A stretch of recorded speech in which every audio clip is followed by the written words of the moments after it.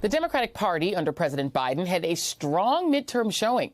I mean, they might have even maintained Democratic control of the House if not for New York and Florida. In New York, Democrats failed to win all but one of the state's competitive House races. Republicans won all 4 House seats on Long Island, including 2 pickups, which happens to include MAGA Republican George Santos. Until this weekend, all that was really known about Santos was what he told the press and voters. He said he graduated from Baruch College with a bachelor's degree in economics and finance.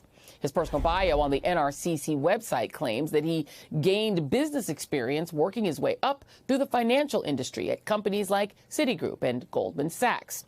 That bio also claims that he not only attended Baruch College, but also New York University. Santos, who was gay, also claimed in an interview with public radio last month that some of his employees died at the Pulse nightclub massacre in Orlando, Florida. Well, apparently pretty much all of that, everything I just mentioned, might be a fabrication.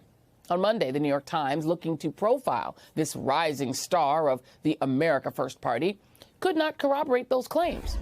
Baruch College has no trace of a George Santos graduating from its school in 2010, nor does NYU.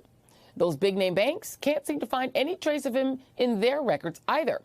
And those employees that allegedly died in the Pulse massacre, the New York Times found that none of the 49 victims appear to have worked at the various firms named in his biography. This will come as no surprise to the readers of the North Shore Leader, a local Long Island paper that covers part of his district, which warned voters about Santos when they endorsed his Democratic challenger, Robert Zimmerman. They wrote that Santos boasts like an insecure child, but he's most likely just a fabulist, a fake. The powerful chairman of Nassau County's Republican Committee said that the allegations were serious and merit clarification. You know who hasn't addressed the allegations? The leaders of the House Republican caucus. Kevin McCarthy, whose soon-to-be majority is so razor-thin that he needs Santos in Congress. McCarthy also happens to need him if he wants to be Speaker. Mr. Santos just happened to tweet this endorsement of McCarthy for Speaker on Sunday night, after the Times told him they were about to publish their bombshell findings. Mr. Santos' lawyer claimed that the article was attempting to smear his good name with defamatory allegations. What he didn't do was provide any evidence that disproves the New York Times and their findings. I'm joined now by former Republican Congressman David Jolly and Dana Milbank, columnist for The Washington Post and author of The Destructionists, the 25-year crack-up of the Republican Party. David, it strikes me that Kevin McCarthy he's got a margin so thin. I just want to, just by comparison, sure. In 2011, John Boehner, who was a quite skilled politician, had 242 Republicans in his caucus. In 2015, Paul Ryan, not quite as skilled, but the media loved him, 247 Republicans. McCarthy, it's looking like he might have 222, a razor-thin caucus. He needs 218 votes. The last time he did sort of a test run, he only got 188. So he's not even in a position to criticize this guy who might have a completely made-up entire biography. Your thoughts? Yeah, that's the important subtext, and I would suggest that John Boehner and Paul Ryan had one other thing that Kevin McCarthy doesn't, and that's the respect of their colleagues in caucus. And Kevin McCarthy simply doesn't have that. So he doesn't have a way to get to 218 votes. Look, let's be clear. Kevin McCarthy has more votes for Speaker than anybody in Washington, D.C. right now, but he doesn't have enough. And so you've seen McCarthy make what many are calling this corrupt bargain to try to get to 218. He had isolated Marjorie Taylor Greene. Now he's elevating her. He had said that the DHS secretary should not be impeached. Now he says the secretary should be impeached. And now things are going backwards. Right, with Lauren Boebert saying, well, I might have some questions. And with Santos now, his entire integrity on the line and his credibility, the window quickly closing on George Santos to be defined as anything but a fraud in the U.S. Congress. But Kevin McCarthy needs him. And expect McCarthy and his allies to circle the wagons around Santos at least through January 3rd or the following days to try to secure the speakership.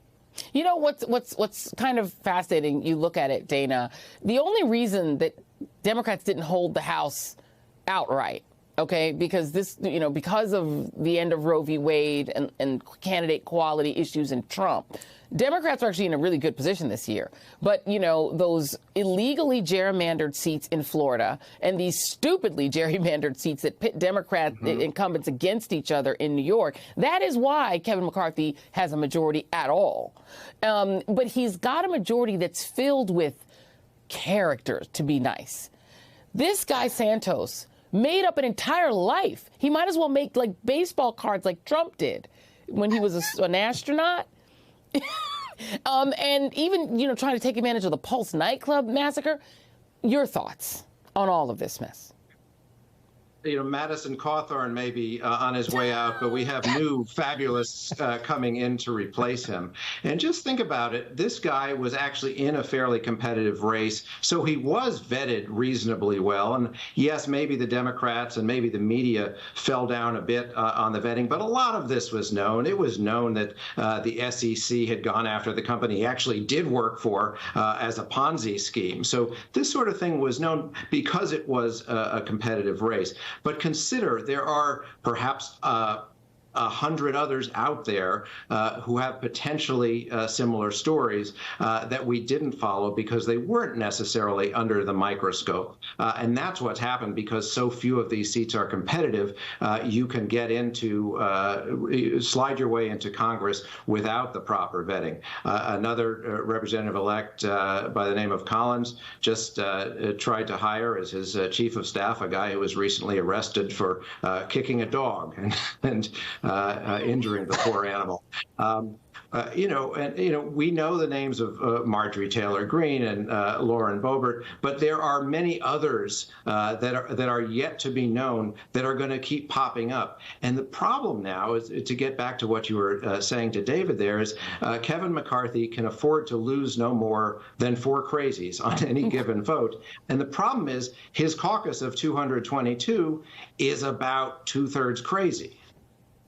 And I think at some point we have to start asking ourselves, I know there's this whole veneration of the voter thing that we're all supposed to do, but there's something going on in terms of the candidate quality that voters on the Republican side are willing to, they're winning primaries.